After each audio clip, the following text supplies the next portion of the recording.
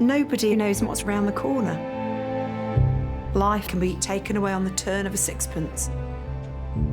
But as long as there are people who are prepared to come out of their door every morning and try and help other people, you have got to feel hope. Hello, Queens. Oh, Jesus. Adult anatomical. Been stabbed twice in the chest. Fall from parachute, hard landing. Collapsed on a football pitch. Charge to 360. Excellent. Thank you very much. Please call again. Queen's Medical Centre, Nottingham. Are you up, Ducker? Another day in paradise. One of the busiest A&E departments in Europe. Wow! That, I don't think, is survivable. Have we got a new one coming in? 3 minutes. There is no room at the inn. Do you want anything to drink? Cup of tea? This place is awesome. A place where life, You're a happy band of people here. love Love your kids. and loss Can't feel anything. unfold every single day. Working in A&E, you see people in those worst moments of their life. My baby boy, I can't lose my baby boy. But there are always stars in the black sky. Oh, my darling. It makes you realise how important life is, and we should hang on to that with both hands. Have you? Filmed across one 24-hour period, these are the stories of a nation and its health service. Thank you for everything. Oh. Suddenly, a lot of the things that you thought mattered doesn't matter. It's okay. But you're there for me and I'm there for you. And that's a strong bond. I'm loving you, man. I'm loving you too. Bless you. Bless you.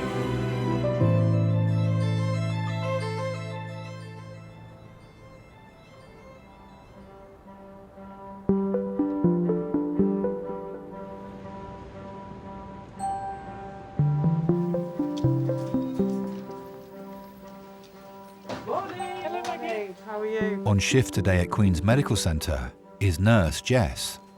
Oh, I love my A&E family. Everyone's really close and you just look after each other. So nice to see you. Oh, it's so nice to see you. I just like to create a happy atmosphere, even if it is really busy one day. It is what it is, you can't change it. Hello, recess. I'll just check with the consultant. How do you remain calm? Vaping. Jesus Christ. Or eating loads of chocolate. Are you struggling with stuffing? So obviously I've got a stammer. I've had it ever since I can remember. I'm still a bit like slow from being off. The worst thing about having a stammer is probably that some people think I am incompetent. Hello, recess. Answering the phone I used to find really hard. It's so important. You can't make errors. Yeah. It can sometimes feel as if you're drowning and you're running out of breath. And what's your call sign, please? Thank you. I suppose I always thought that I'd grow out of it, just like my dad and my granddad. But I haven't grown out of it. Hello. I'm Jess. I'm one of the nurses. Are you chilly? Having a stutter at work is like having numerous battles every day. This medication is very strong. I've basically entered in the most crazy world of nursing in A&E at QMC, and I've survived it and I'm still here. There you go, my lovely.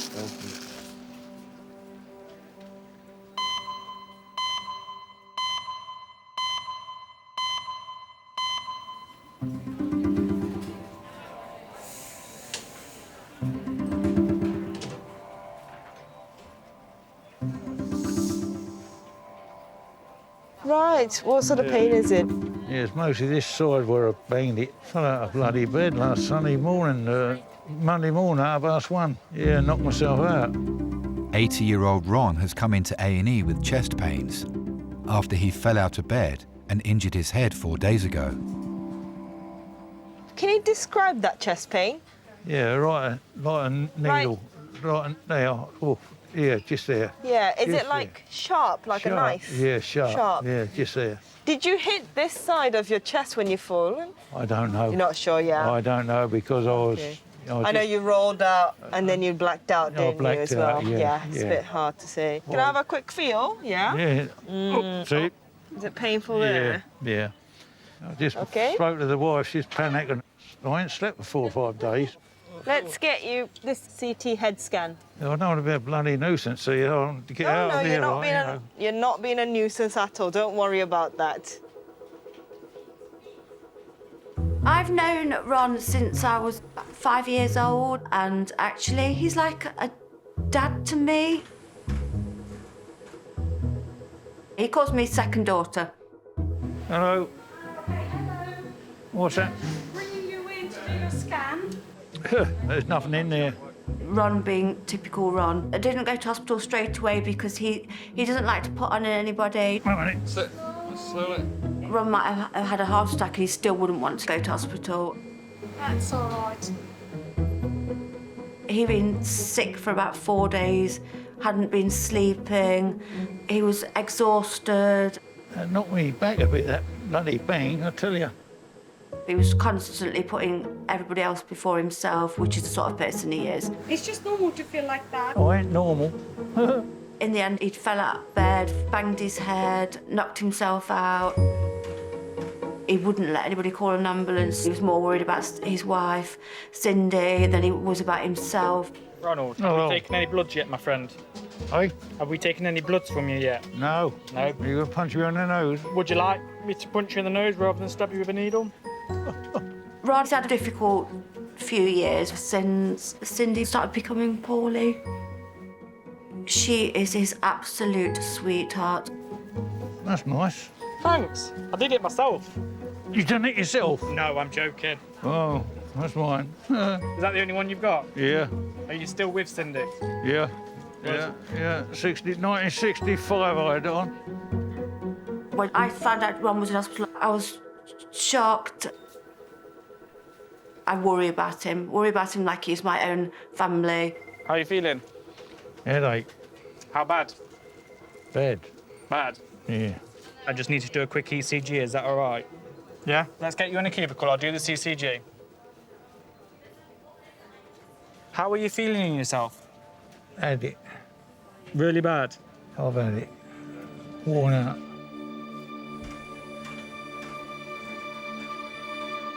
I'm going to get a doctor to come and have a look at you because I'm a bit worried about you. I'm increasingly worried about this guy. His eyes are a bit bloodshot, he's gone really drowsy, and his speech is a bit slurred as well. Ron, you okay? No, I've had it. What? You've had it, have you? Yeah. When we have an elderly patient who's had a fall with a chest pain and breathlessness, it could be a number of things. I feel bloody horrible. I feel absolutely shattered. I remember you do. I remember you was, you know, I was talking to you all right, because yes. I laugh a lot. I get frightened. If the patient starts deteriorating and they're becoming confused or they're becoming drowsier and drowsier, you'd be worried about, is there a possibility they've hit their head and there's some sort of bleed in their brain? I'm sure I'm going to kick the bucket. Don't say that. It can be life-threatening. I'm bloody sure I am.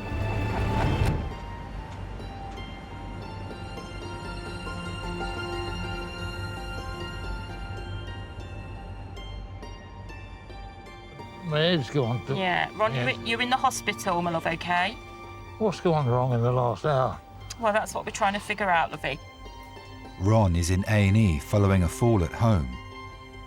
His condition suddenly deteriorated while waiting for the results of a CT scan. I have another tablet for you. That we just want. What's it? So it's just to try and help with your blood pressure. What's up with it? It's just gone a little bit high. It's always bloody high, you saw it? Not that high, though. Missed it. Stick your tongue out. There you go. Sorry. Ronald, so I want to... Ron's the name. Do you like to be called Ron? Yes, please. Or not. Okay. I'm going to re-examine you, okay? What's the date? The date's the 14th. and it's Tuesday. Yeah, last Sunday I was married 57 years. 57 years? Yeah. That is a very long time. Can you look at my pen? Ron is married to his wife, Cindy. In my eyes, they were a perfect couple. Follow it with your eyes. I asked Ron, how did you propose to Cindy? And he said, I'm not telling you. And then he went, OK, it was in bed. I was like, OK, fair enough. Ron was a lorry driver. He would go all over the country, stay overnight, sleep in his lorry. He was delivering something in Nottingham, and he met Cindy in a pub. Follow the movement with your eyes. Cindy asked Ron to dance, and that was it. Love at first sight. She was his sweetheart. She was the double of Doris Day. Yeah, beautiful couple. Just say yes when you can feel me touching your face. But then Ron had an accident where he slipped and injured his back very seriously, which eventually meant that he couldn't work anymore. And then can you squeeze your eyes shut? I can't do it. You can't do it? That's No, okay. because it brings on a pain in the head. Oh, does it? All right. After Ron's accident, his role changed. Cindy then went out to work. So Ron became the house husband, should we say. Can you do that? Pout your lips. Good. Julie, his daughter, is my best friend. Me and Julie would come home from school, lunchtime, 12 o'clock, and Ron would have a great big Sunday dinner. And they always have brown sauce on. Not gravy, brown sauce. That's it. Give me a big grin. Big smile. At that time, it probably wasn't that usual for stay-at-home dads, but actually he fitted the part really well. Can you take a big breath? In, out. It probably made him that really, really caring husband. Cindy was the dominant one. She was basically the boss. But I think Ron actually quite liked that. Okay. Yeah, it worked really well. A perfect couple, match made in heaven. Let me speak to my boss and the specialist, okay? Yeah. Yeah, we'll sort things out for you. Sorry. Just going to see if his report's back, at least. Dr. Manor now has the results of Ron's CT scan. Oh, it's just like a trace of bleeding. Bye-bye. Hello, Ron. With the scan of the head that you had, they saw that there is a trace, like a little bit of a bleed from inside the brain from the impact of your head injury. Bloody hell. Yeah. If there is a bleed on the brain, the worst case scenario would be it keeps bleeding, causing like a collection of blood. But now that you looked actually a little bit worse than before, which is worrying me. The most worrying thing would be the collection of the blood, compressing vital structures of your brain and causing an effect on their function. I'm going to have a chat with the neurosurgeons to get their opinion, but I think we might need to do another scan of your head. I don't know what to do myself. If it's a traumatic bleed, people can pass away. I'm frightened.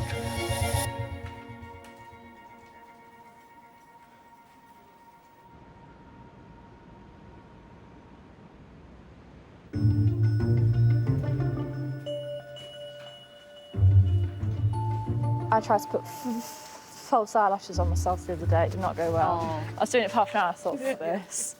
I tried and I was like, right, I'm really going to do it tonight. I had like the tweezers like in my eye. I had an eyelash like hanging out there. I mean, at least you tried.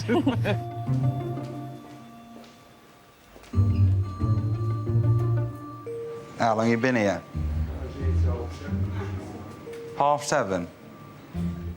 Long time. Back to work after? I'll be back this afternoon, me. 21-year-old Jake has come into the minor injuries department after trapping his finger in a heavy container door at work. When I was a kid, I've always loved playing with diggers, dumpers, dozers, all that stuff. I've never been a bright child, and I've left school with hardly anything. Without qualifications, I didn't know if I'd been working in McDonald's or wanking off animals. What, you left or right-handed? Oh, you'll be all right then. So now I work in a big construction company with massive bits of kit. And I love it because it's just like being in a big playground. Is there a Jake? Yeah. Hello. Come on through. Take a seat, my love. Yeah. What's happened to you? I trapped it in a door. Part of it's hanging off. Oh dear. What kind of door was it? A car door or? Like a container door thing. I just... Ah, OK. Just looks disgusting, doesn't it? It's a bit mangled. What about your sensation here? Can you feel that? Not really, no. Can I just press at the end? You've got a good blood supply. You not feel that still? No? No. OK, I might have to call the doctors who are on call for hands. Lovely. If you take a seat in the waiting area, and as soon as I know, I will let you know. Is that all right? Yeah, thank you. Yeah. Cheers. OK. Thank you. I had a strange upbringing. My father left when I was 2. Never really had any contact. My mum worked long hours in the hospital. Just all hours to provide a good upbringing for us, me and my brother and sister. My grandparents moved closer to our family home to help Mum out, look after us. Have you finished reading the paper? Yeah, I finished it. Yeah? Yeah. Me and my granddad was like dad and lad. We did everything together. He taught me how to be a man. One of my memories is when my granddad was having a shave one day, and I went in. I must have only been 7 or 8, and he was like showing me how to shave to be a gentleman at the end of the day. Showed me everything I need to know. I really loved my granddad. He was my dad, yeah. Have you always lived in Nottingham? Yeah. Yeah. Yes, he had a good life. Boxing, football, rugby. Clubbing every night if you could find it. It was amazing having my grandparents around. Everything started to get better and better and better. I really loved primary school. Tried to do all the activities. I was very happy.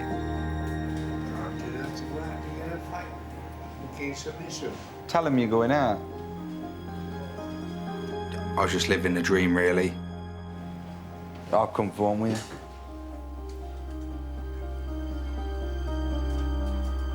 And then it all came crashing down.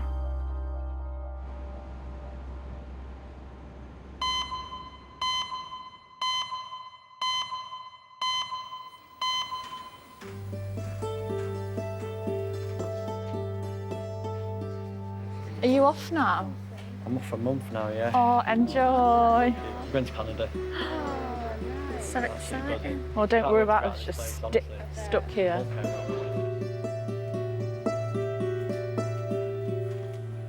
There you go, Evie, sweetheart. Hope you get sorted out, all right. Thank you. 22-year-old Evie has been brought into hospital after collapsing at work. Hi, I'm Dr. Adil. How are you? I'm good, you? I'm all right.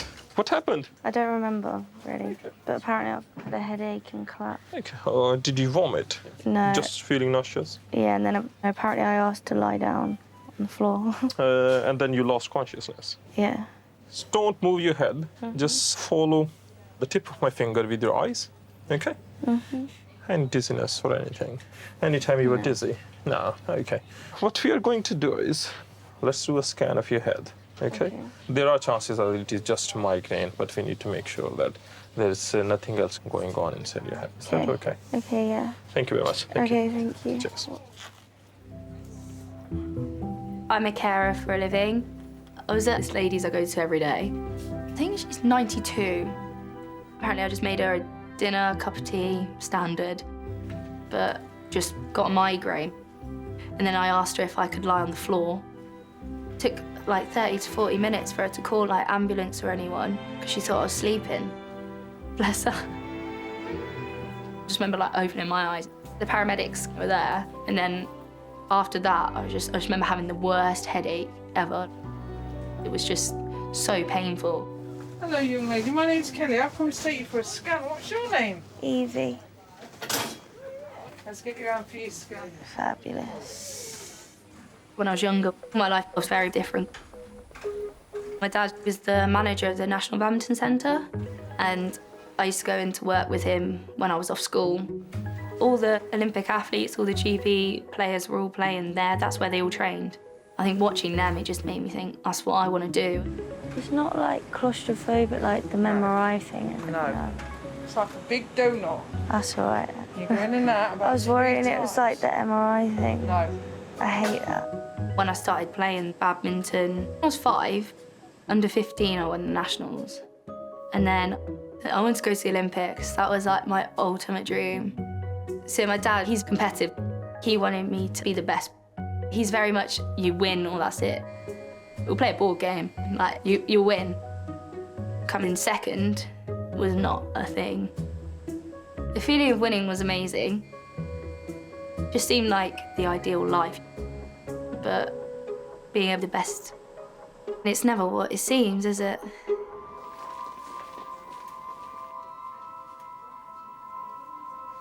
Ain't serious, is it? So it's really hard to say, Ron, at the minute, OK? I'm fed up by him. Ron is in A&E after falling at home. A CT scan has revealed he has a bleed on his brain. I feel like a kid. You feel like a kid? I do. You're much better behaved than mine. Doctors are keeping him under close observation. Doctor, do you mind if I discuss the case with you? Yeah. So it seems like he's deteriorated. He became drowsy. He's now confused. He looks worse. Let's make it a CT. Hello, Ron. You know you had a head injury from falling off the bed? Yeah, knocked me out. Yeah. So the CT head scan that you had earlier showed a little bit of bleed. Yeah. I'm worried about if the bleed's gotten worse. That's my concern. Can it get worse? It can. So what I've done is I requested another CT head scan so we can see the difference, OK? Yeah, yeah. Hello again, Ron. Hello, mate. Stick in front of the scan of your head again. Yeah, yeah.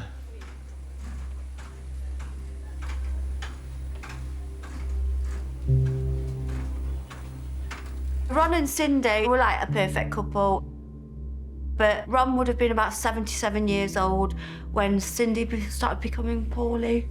Oh, I've been a bit rough the last hour and a half.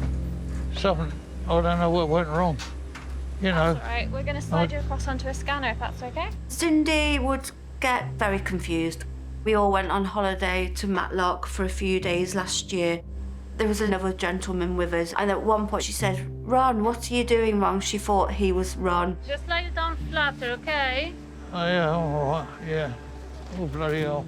Eventually, they diagnosed Cindy with dementia.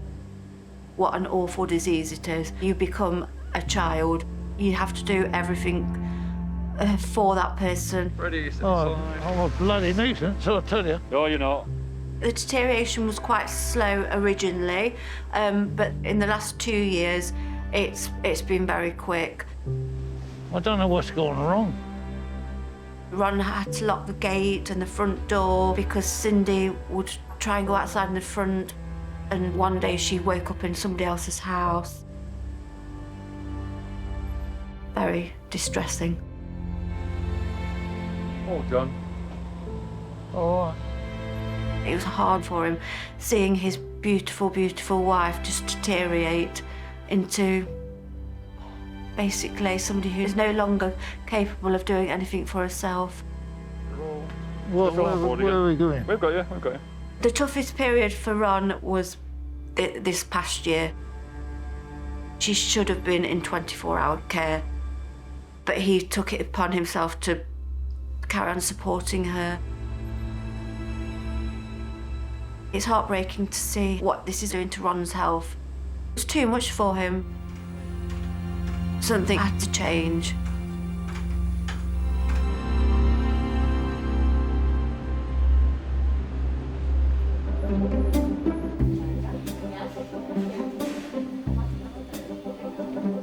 Tomorrow I'm going to a spa in the evening, so that's like making me happy. Who with? Joe. Oh, that'd be so good. Are you having any treatment? Yeah, I'm having a full body lavender massage, as is Joe. Is he? Loves lavender. He's all about lavender. He like sprays lavender everywhere. Amazing. Puts it on the diffusers. So girly, honestly.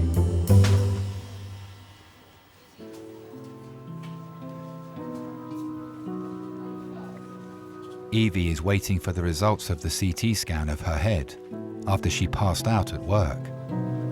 Hello. Hi. Your bloods are okay, so it's nothing. We don't think it's an infection or anything. Yeah. So then on CT scan, we can see if there is anything sinister going on, any like bleed or anything. Okay.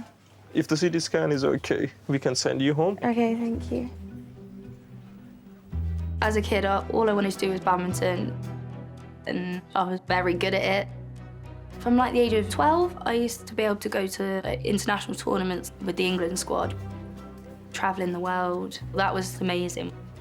I started winning a lot more tournaments in England, and then abroad I started getting quite a few medals. I played 28 tournaments in a year. The feeling of winning was amazing. You can't do much more than win like a tournament, can you? You've done it. My dad was my coach. He was really proud of me, and I loved going to tournaments with him, but he was like consumed by badminton. When I started to not enjoy it, it became harder and harder. Full time is intense. I would play badminton like 6 in the morning, 3 hours, go back, eat, gym, go back, eat, there's a lot of eating, and then go back, train again. You literally like train until you throw up. It's bonkers. Looking back, I bloody hated it. I started getting panic attacks. I struggled to sleep. I had to pull out a lot of tournaments from migraines. I just remember I was going to training and I was in the car with my mum and I was crying my eyes out because I didn't want to go. I went down a really bad spiral. I was drinking a lot. That just made everything worse. Hi, sorry to wake you. So as you know, you had the scan of your head. It's all fine, there's nothing wrong with it. So we're happy for you to go home. Are you getting painkillers? Painkillers, yeah. Thank you. I'd get myself in such a state, like I was throwing up blood. It was terrible. I think after that point was the realisation, I was like, why am I doing this? Hiya, is it Evie? Oh my God, yeah. Yeah, so I've got your medication here. It's all you need to do is take it as and when. The minimum interval is 6 hours, so you can take up to up to 4 every day, and it's for 3 days. Okay, so it will just help you with the pain. Yeah. Okay, so That's hopefully fine. that'll ease off with this medication. Yeah. Okay, so if you want to come out, I'll just Yeah. unhook you and disconnect you, and then you can go. Thank you.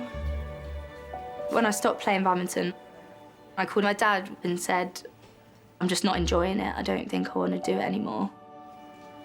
I think he was upset. He was proud of me playing.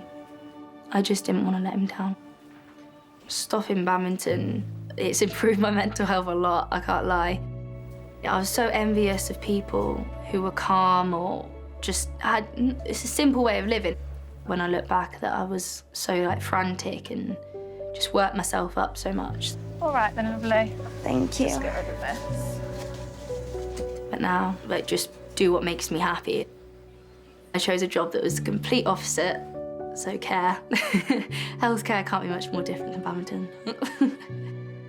So badminton, everything was on you, whereas in care, it's for other people. So what I do physically, like, can help someone if they're struggling. I don't know where to go. So are you waiting to get the bus? Doing this job definitely changed my perception of everything. It's like a weight off your shoulder. You don't have this pressure that you have to achieve a certain thing. You just look more to help others. It's a nice feeling.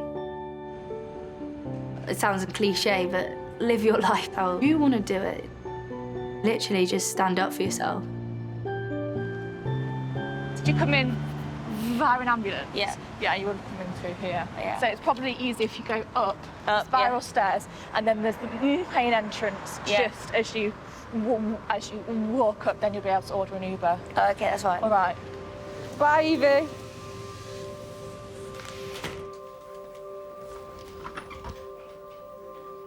Because I have been treated differently, I want to make sure everyone's treated in a respectable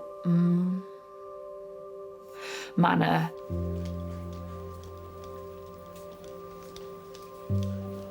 I had a very lovely childhood, but I did get bullied at school. I did have somebody once say to me at school, "Have you learnt how to say your name yet?" I think I just cried. I guess I always did have an interest in hospitals, and I used to ask my mum to tell me ambulance stories when I was little. And then I thought, well, I can't be a nurse because I've got a stutter. Then I always thought, what job would I be able to have where you don't actually have to speak? And I thought something arty you don't have to speak in. And I just thought, this is ridiculous now. That's when I thought I needed to make a change. I joined a speech therapy programme, and that was the Maguire programme. You have to speak in front of hundreds of people, and you just really face your fears. We had to stand on a soap box and scream our name out in front of the general public. And it took me a while. I got up on the soapbox and I just said, "My name is Jessica. I have a stutter and I'm working on my speech in front of loads of people I'd never met before."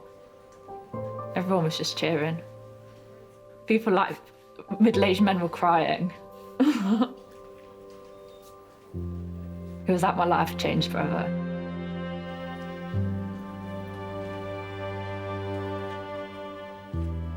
And then, it made me so emotional. And then one time we had to ring our friends and tell them that we could say our name. So I rang my best friend, Charlie. And I told her my name and she was like crying. She was so proud.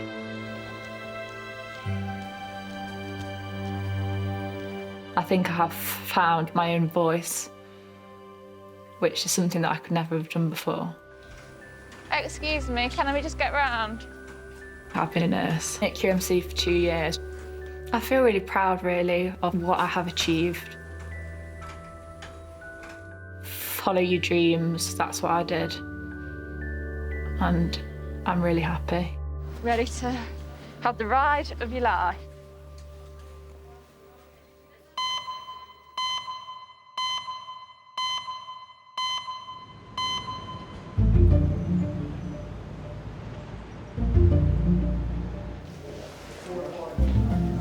Is this X-ray? No, X-ray just around here. Right, Sam, thank you. Cheers.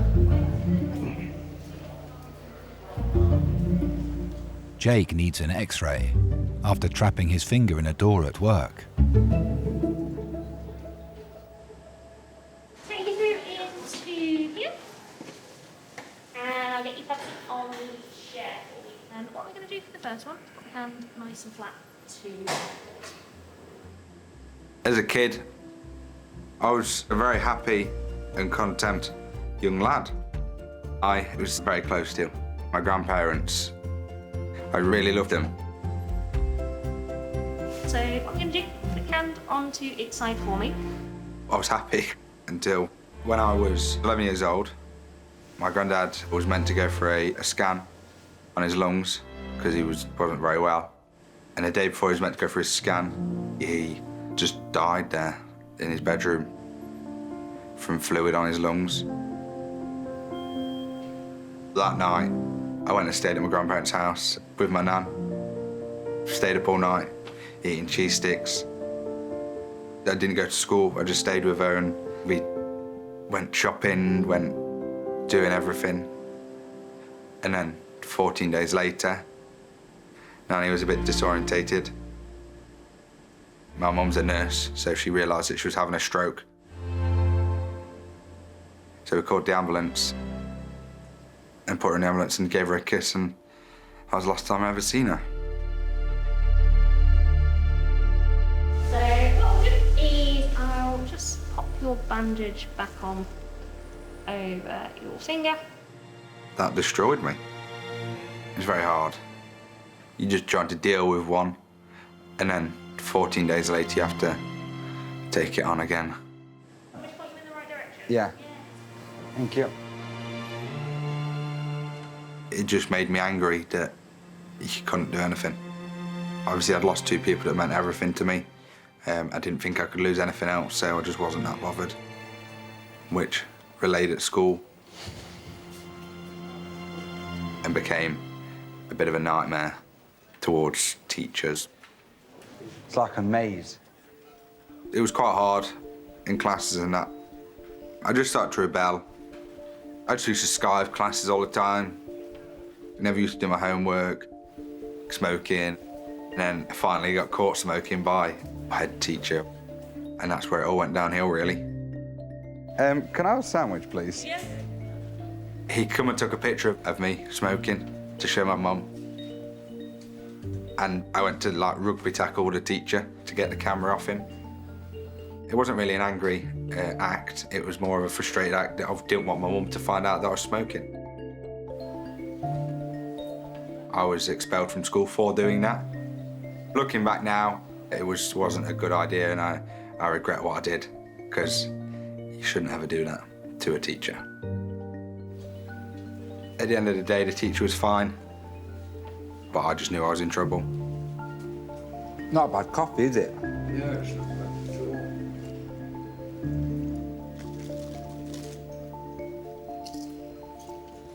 Hello, it's Naomi again in minor injuries. I've got a 21-year-old gentleman and he's got a laceration on his finger, and I didn't know whether we could still close the wound or... There's no bony injury underneath. Wonderful. We'll do that. Thank you. Bye-bye. So we're going to pop you down for theatre and we're going to clean it and have a look, see if we can see any tendons. If we can't, then we'll close it. Yeah, no worries, thank you. After I got expelled, I didn't really think I was gonna go anywhere. I thought I'd ruin my prospects. But actually, it turned out to be one of the best things that's happened to me.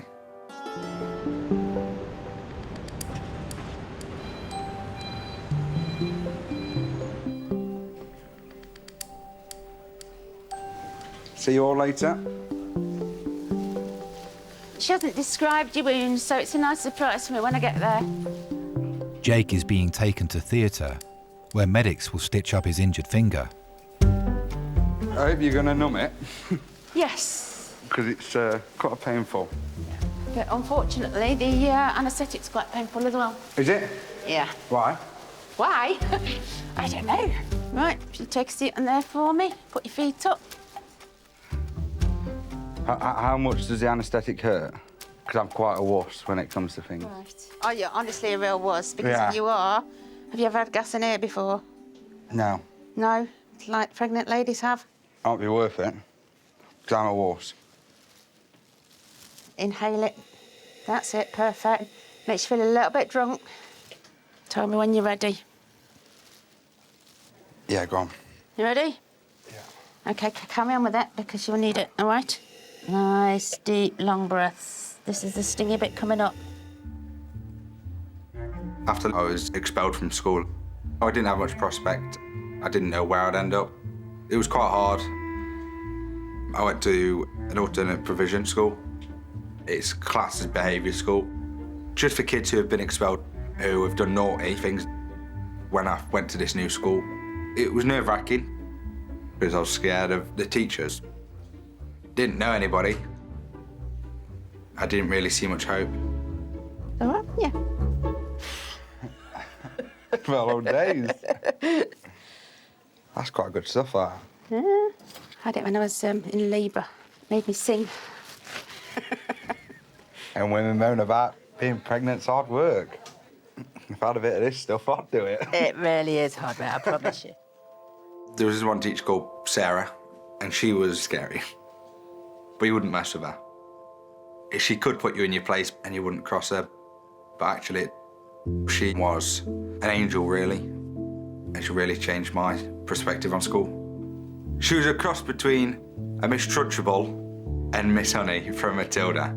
She had the heart of gold, but could put you in your place. Right, so this stops pain, doesn't stop sensation, so you should feel me touching you.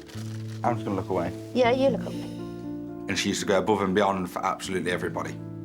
You could have been the worst person at a mainstream school, but you'd be her star, because she wanted to make sure you did good, to make sure you went somewhere in life.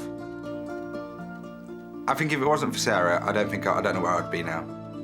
I'd probably be in prison. Oh, you've made a proper mess of this one, haven't you? Yeah. Are you feeling? Is it painful? Yeah. Things always happen for a reason. The school did me a world of good. Now, as I get older and older and older, I find out more, understand more. I wanted to become a gentleman and be a nice person, be respectful, like my granddad. So, last year, that I decided I wanted to change my last name. I'm going to put a nice stiff bandage on it, OK? My surname now is my grandfather's who passed away's surname. So, I've got the same middle name and surname as him now, which I love. I've always wanted to be him. And now I'm halfway there. All right, and that stuff, yeah? Yeah, you... You want to take it home, don't you? Can I cut my other finger quick? I didn't have much prospect. I didn't know where I'd end up, but you get from life what you put into it. And if you have people in your life who thrive off you, who want you to do better, who push you, don't ever take that for granted. Thank you very much for all you've done. Grab everything with both hands when you can, and don't let it go.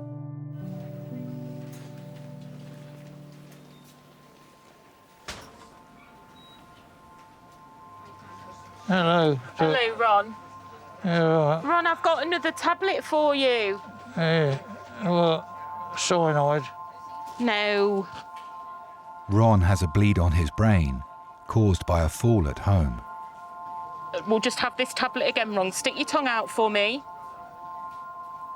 Medics have conducted a second CT scan to see if Ron's condition has stabilised. So your second scan was Yeah. much the same as the first, okay, which What's is that good mean? news. So it's good news. Nothing's got worse, Right. okay? So Yeah. you need to stay in hospital just for a little while, just to make sure that you get back to your normal self, really. Yeah. Okay? Any chance of a cup of tea and a packet of biscuits or Of something, course. please?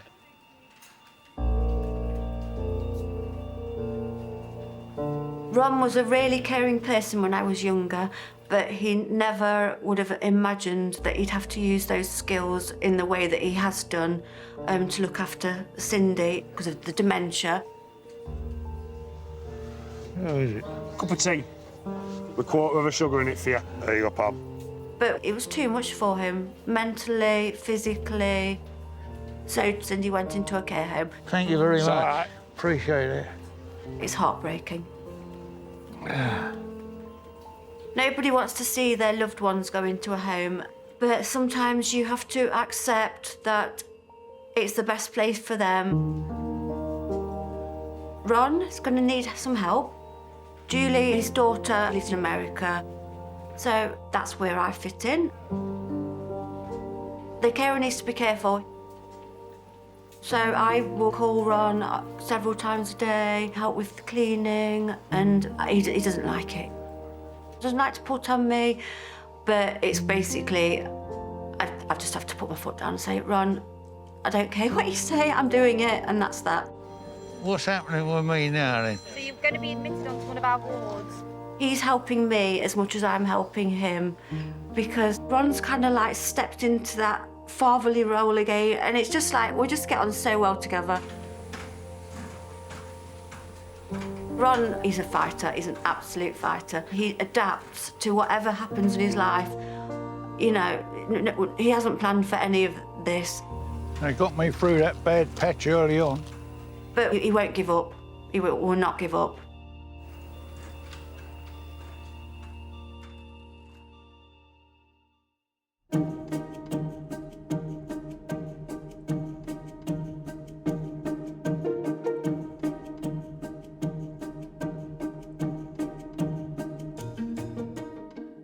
I'm back playing badminton for fun once every 2 weeks. It is a lot more balanced. I'm enjoying it a lot more. I think my dad's definitely happy, I'm happy. I can chat about badminton with him and it's fine, like there's no stress about it. It's like something we have in common now rather than like a stress to talk about, and that's lovely.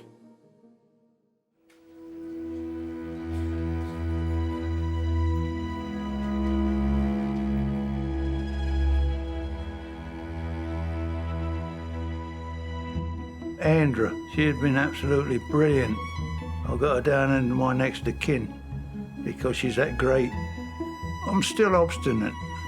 I don't know what to ask them for help. I don't. I am learning to ask for help. It's hard. It's hard. Andra, you know, she's on a phone call away.